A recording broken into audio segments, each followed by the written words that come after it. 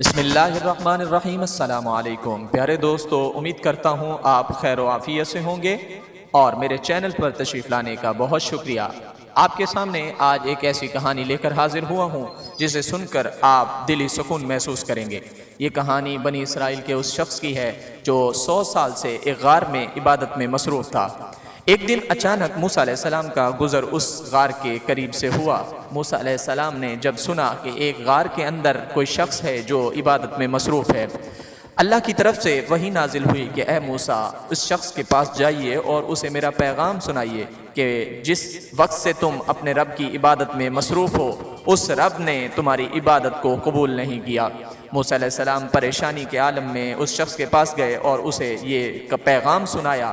یہ پیغام سننے کی دیر تھی کہ وہ شخص اٹھا اور فضا میں ہاتھوں کو بلند کرنے کے بعد رقص کرنے لگا۔ موسیٰ علیہ السلام حیرانی سے پوچھنے لگے، اے شخص، تجھے کیا ہوا کہ تو اس پریشان کن خبر کو سننے کے بعد خوشی سے جھوم رہا ہے، حالانکہ اس پر تجھے افسوس ہونا چاہیے تھا؟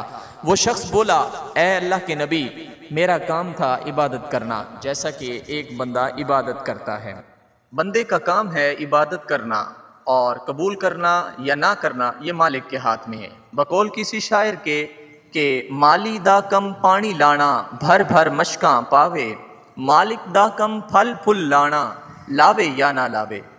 حاضرین محترم، اس کہانی کو سننے کے بعد یقین کرتا ہوں کہ آپ اس کو سننے کے بعد دل میں طمانینت اور سکون محسوس کر چکے ہوں گے۔